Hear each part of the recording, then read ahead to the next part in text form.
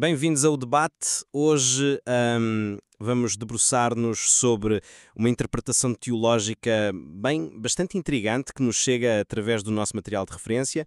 Ela postula a existência de um eixo geográfico e espiritual muito concreto, um eixo que ligaria, imaginem, diretamente a Torre de Babel, a cidade de Jerusalém nos tempos bíblicos e o local onde João Batista realizou os seus batismos, nomeadamente o de Jesus.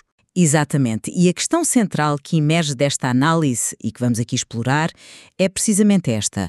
Devemos entender esta ligação, tal como o material a apresenta, como uma continuidade física, literal, quer dizer, Jerusalém construída mesmo por cima das fundações de Babel e o batismo ocorrer nesse preciso eixo geográfico, ou será que as conexões com o material identifica são, na sua essência, primordialmente teológicas e simbólicas, usando a geografia talvez mais como uma metáfora poderosa? Da minha parte, vou argumentar que o material, especialmente quando visto pela lente daquilo que se designa teologia de impacto, favorece sim uma leitura de continuidade literal, geográfica mesmo.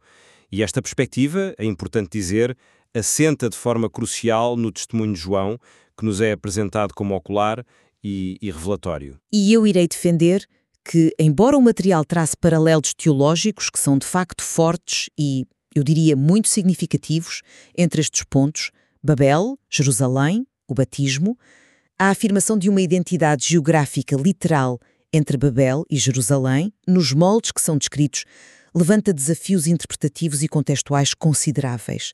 E são desafios, aliás, que emergem do próprio material quando o analisamos noutros contextos bíblicos e históricos. Ora bem, a minha posição, que retiro diretamente do material associado à teologia de impacto, e convém talvez esclarecer que esta é uma abordagem que tende a enfatizar uma interpretação mais literal de eventos e locais bíblicos, sublinhando as suas consequências físicas e espirituais diretas, é que Jerusalém não é apenas comparável a Babel em termos de orgulho ou de função religiosa desviada. Não. Argumenta-se que Jerusalém é de facto a Babel reconstruída, ocupando o mesmíssimo espaço geográfico. Isto, claro, implica uma reinterpretação de Eretz Shinar, lá do Gênesis 11, não como a Mesopotâmia distante, que normalmente pensamos, mas como uma área que poderia abranger Canaã, ou pelo menos a Mesopotâmia ocidental, colocando-a no mesmo palco de Jerusalém. O material sugere mesmo que foi edificada sobre as mesmíssimas fundações, talvez até com as mesmas pedras da torre original. A chave para esta leitura, segundo o material, está na interpretação do testemunho de João no Apocalipse. Quando João descreve a grande Babilónia no Apocalipse 17, versículos 5 e 18, esta teologia sustenta que ele não está a usar um símbolo, está a fazer uma identificação factual. Ele reconhece a Jerusalém física do seu tempo como a continuação material e espiritual da Babel original. E mais ainda, o batismo de Jesus por João no Jordão, aquele momento em Mateus 3.16, com os céus a abrirem-se, o Espírito descer, é apresentado como o primeiro evento físico de descida divina neste preciso eixo geográfico. O exato oposto da tentativa de subida humana em Babel. Este batismo torna-se assim o protótipo físico e real da descida da Nova Jerusalém, lá de Apocalipse 21.2, que argumenta se ocorrerá nesse mesmo eixo. Portanto, é uma leitura que depende fundamentalmente de tomarmos as descrições de João como registros de observações factuais, geográficas e históricas. Bem, eu abordo a questão de uma perspectiva diferente.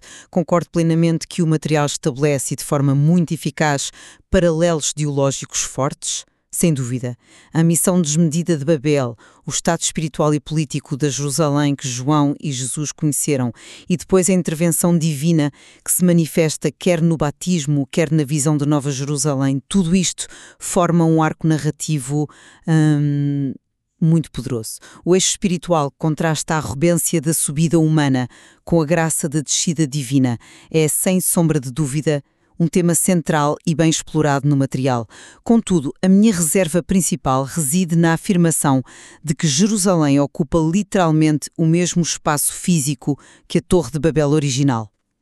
Esta ideia, que por si só já desafia séculos de localização tradicional de Babel na Mesopotâmia, em Sinar, parece depender quase exclusivamente de uma interpretação muito específica e eu diria até algo forçada do testemunho de João no Apocalipse. E eu coloco a questão: Será que o material exige mesmo que leiamos a identificação Babilônia igual a Jerusalém em Apocalipse como uma declaração de coordenadas geográficas?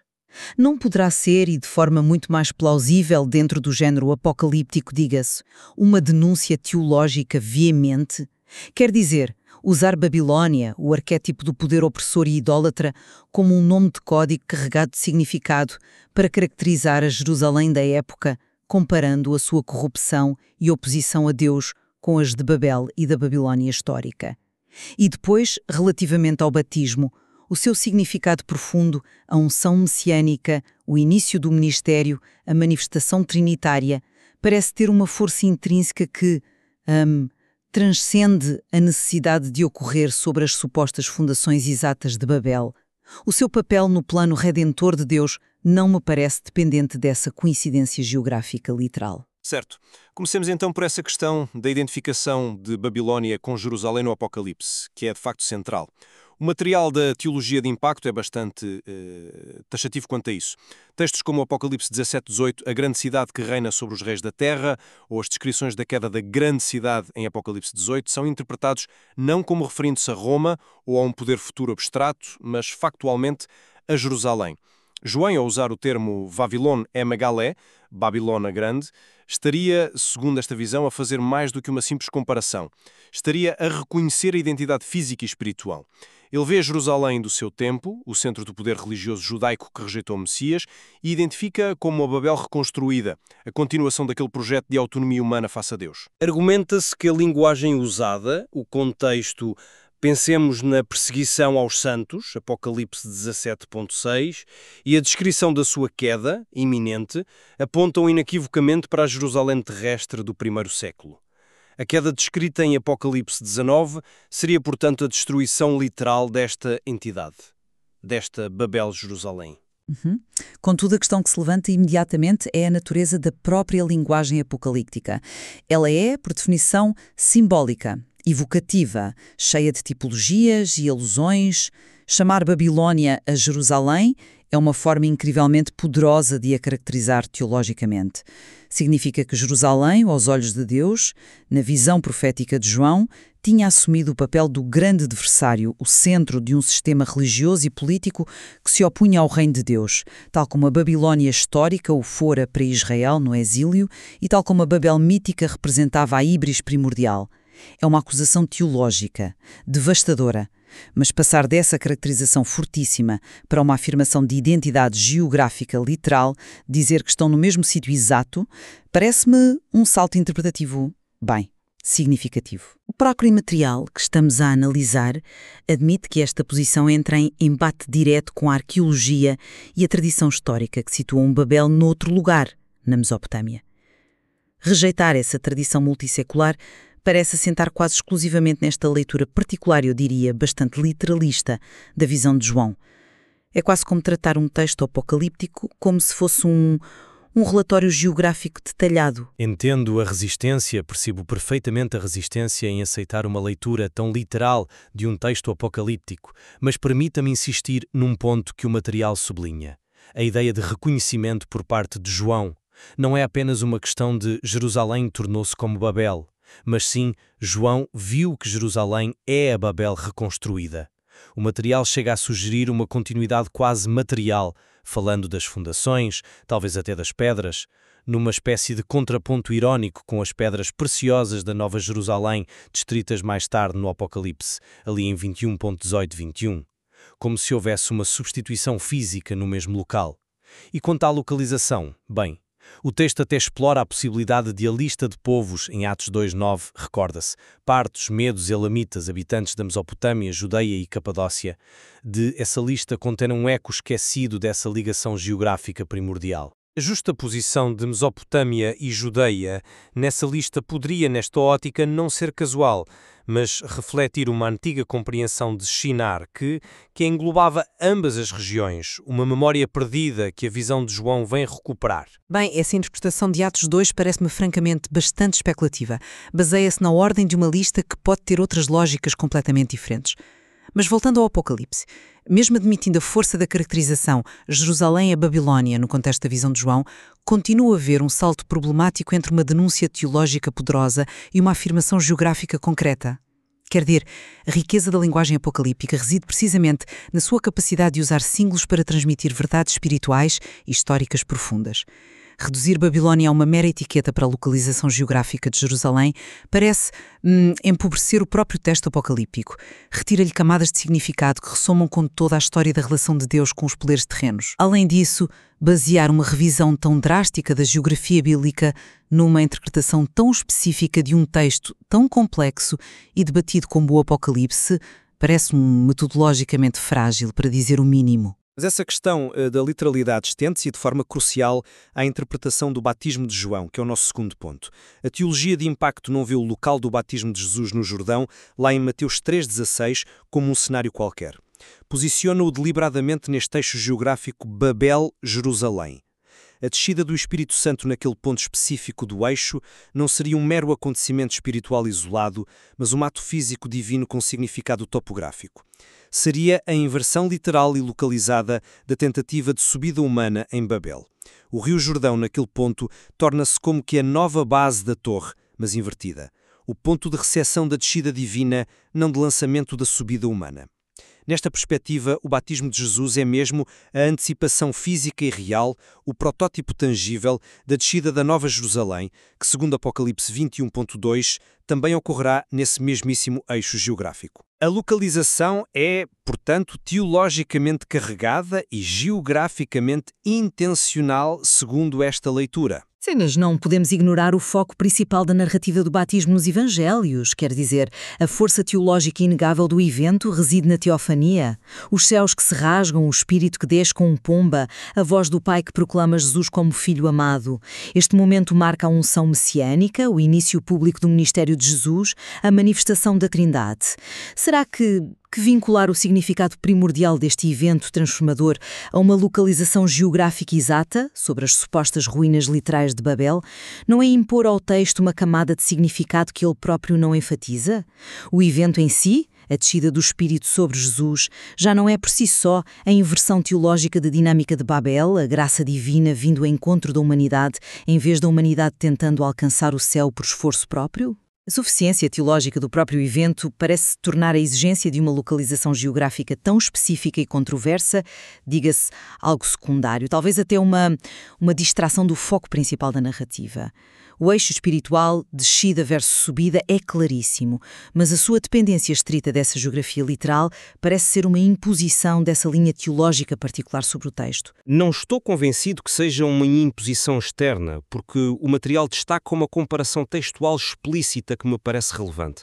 Compara o batismo individual de Jesus, o Espírito a descer sobre ele, com o que chama de batismo geográfico, a Nova Jerusalém a descer sobre a terra em Apocalipse 21.2. E sublinha um detalhe linguístico importante. Ambos os eventos são descritos como uma descida, utilizando o mesmo verbo grego katabaino. Para a teologia de impacto, isto não é mera coincidência ou um paralelo temático vago. É um indicador de que se trata da mesma ação divina ocorrendo no mesmo eixo geográfico. A leitura literal que esta teologia defende vê aqui um processo físico e espiritual contínuo, inaugurado de forma visível no Jordão, naquele local específico, e que terá a sua consumação na descida física da cidade celestial nesse mesmo eixo. A localização, portanto, não seria acidental, mas parte integrante da mensagem de inversão do paradigma de Babel. Essa ligação pelo verbo katavaveno é interessante, não nego. Mas pergunto, o texto de Mateus 3 ou os outros evangelhos afirmam explicitamente que o batismo ocorreu sobre as ruínas de Babel? Ou sequer no exato eixo geográfico de Jerusalém? Ou será essa ligação uma inferência posterior, baseada na interpretação de Apocalipse 17:18 como identificação geográfica literal e depois na projeção desse eixo para trás para o evento do batismo? Parece-me que estamos a construir aqui uma cadeia de inferências onde a força de cada elo depende da aceitação do elo anterior, que por sua vez assenta numa interpretação muito particular de textos complexos. A teologia da descida divina é poderosa, sem dúvida, mas ligá-la de forma tão rígida a uma topografia específica e, convenhamos, controversa, exige, parece-me, mais do que repetição de um verbo comum, como descer. E isso leva-nos diretamente ao nosso terceiro ponto, a natureza da evidência que está a ser invocada e como a hierarquizamos. O material da teologia de impacto parece dar primazia absoluta ao testemunho de João, interpretado como uma revelação ocular direta e factual. Esta revelação torna-se a evidência primária e decisiva, mesmo quando entra em conflito aparente com dados da arqueologia tradicional ou com interpretações históricas sobre a localização de Babel, lá na Mesopotâmia. Como já referi, argumenta-se que o Apocalipse, nestes aspectos descritivos, deve ser lido como um livro histórico, um registro fiel de realidades geográficas e materiais vistas por João. A ausência de provas arqueológicas conclusivas em Jerusalém que corroborem esta visão não é vista como uma refutação, mas talvez como uma falha dos investigadores em procurar nos sítios certos ou com a perspectiva correta, isto é, informada pela revelação. Sugere-se até que o próprio Jesus, como conhecedor de todas as coisas, teria sido testemunha desta realidade geográfica subjacente. A evidência levanta-me sérias questões. Deixe-me explicar porquê. Ninguém nega a importância teológica central e a natureza inspirada do testemunho de João no Apocalipse. Isso está fora de questão.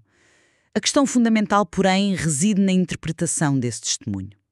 Assumir à partida que uma visão apocalíptica, um género literário conhecido pela sua linguagem simbólica, pelas suas imagens cósmicas e pelas suas referências codificadas, deve ser lida como um registro geográfico, literal e factualmente descritivo, é já uma escolha hermenêutica muito forte e, eu diria, bastante problemática. É precisamente aqui que reside o cerne da nossa divergência. O próprio material reconhece o tal embate com as posições tradicionais, o que indica que esta não é uma leitura consensual ou óbvia. Basear uma redefinição tão radical da geografia bíblica, mover Babel centenas de quilómetros, quase exclusivamente nesta interpretação literalista da visão de João, parece-me metodologicamente arriscado. Corre-se o risco de ignorar a complexidade do próprio texto apocalíptico e de desvalorizar outras formas de análise textual, histórica, arqueológica, contextual, que também são válidas e necessárias para uma compreensão equilibrada. Parece dar um peso desproporcional a uma única interpretação possível de um texto notoriamente difícil. Mas a perspectiva apresentada no material não vê isto como dar um peso desproporcional. Vê antes como reconhecer a autoridade da revelação direta. Argumenta-se que a visão de João não é apenas uma interpretação possível, mas a clarificação divina que corrige ou ilumina a compreensão humana, incluindo a histórica e geográfica. A arqueologia tradicional, ao focar-se na Mesopotâmia com base em pressupostos diferentes, estaria, nesta ótica, a ignorar os dados revelados por Deus a João, dados esses que teriam primazia.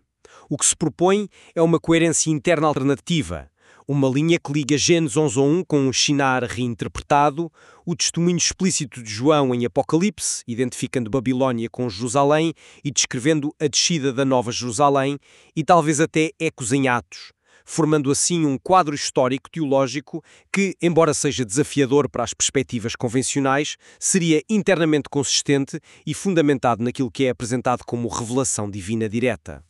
Reconheço essa busca por coerência interna dentro dessa moldura específica. No entanto, a questão permanece. Essa moldura é mais adequada ou sequer necessária para interpretar estes textos? Aceitar a revelação direta de João como um facto geográfico literal parece implicar uma forma de raciocínio algo circular. Assume-se que a Apocalipse é um registro literal para provar a localização literal e depois a localização literal reforça a leitura literal do Apocalipse. Embora a coerência interna de um sistema seja um fator importante, ela não garante por si só a sua correspondência com a realidade histórica ou com a intenção original dos textos. A força da tradição e da arqueologia, embora não infalíveis, não pode ser descartada assim, livianamente, com base numa interpretação que, como vimos, depende de pressupostos hermenêuticos muito específicos aplicados a um género literário particularmente complexo. Bem, em resumo, a perspectiva que procurei articular, baseada no material da teologia de impacto, defende uma continuidade geográfica e literal que traça um eixo direto Babel, Jerusalém, Jordão. O testemunho de João no Apocalipse é interpretado como a chave revelatória, um registro factual desta realidade subjacente. Nesta visão, a Jerusalém do primeiro século é de facto a Babel reconstruída, e o batismo de Jesus, neste mesmo eixo geográfico, marca o ponto de viragem cósmico, o início da inversão divina da dinâmica de Babel. Substitui a tentativa de subida humana pela descida da graça divina, um processo inaugurado no Jordão e destinado a culminar na descida física da Nova Jerusalém, nesse mesmo local primordial. Por outro lado, a minha análise do mesmo material leva-me a concluir que, embora as conexões teológicas entre Babel, a Jerusalém da época, o batismo de Jesus e a Nova Jerusalém sejam inegavelmente profundas e repletas de significado, ilustrando de forma poderosa a tensão constante entre a autossuficiência humana e a iniciativa redentora de Deus, a afirmação de uma identidade geográfica literal entre Babel e Jerusalém enfrenta obstáculos interpretativos consideráveis. A interpretação de Babilónia no Apocalipse como uma poderosa denúncia teológica, em vez de uma etiqueta geográfica, e a compreensão do significado do batismo de Jesus no seu contexto salvífico mais amplo e na sua manifestação teofânica, oferecem, a meu ver, significados robustos que não requerem necessariamente essa correspondência física exata com o local da Torre de Babel original, tal como tradicionalmente compreendido e situado pela maioria dos estudos bíblicos e históricos. A divergência fundamental parece residir então em como lemos o Apocalipse de João e que tipo de verdade esperamos encontrar nele. É primariamente um registro factual de visões que incluem detalhes geográficos literais, como argumenta a teologia de impacto, ou é uma obra teológica profunda, expressa numa linguagem altamente simbólica que usa nomes, lugares e imagens do passado para lançar luz sobre realidades espirituais e históricas do presente e do futuro de João? O peso que atribuímos a esta interpretação específica face a outras considerações, como a tradição interpretativa, o contexto histórico e os dados arqueológicos, bem, parece ser o ponto nevrálgico da questão. Precisamente. O material que exploramos hoje, independentemente da posição que se tome, oferece uma perspectiva singular e sem dúvida provocadora sobre as complexas interligações entre lugares sagrados, eventos fundadores e textos canónicos. Levanta questões pertinentes sobre os limites e as possibilidades da interpretação literal versus simbólica e sobre a forma como a geografia física e a paisagem teológica interagem e se influenciam mutuamente na grande narrativa bíblica. É certamente um convite a continuar a explorar e a refletir sobre estes temas. Bem, fascinantes.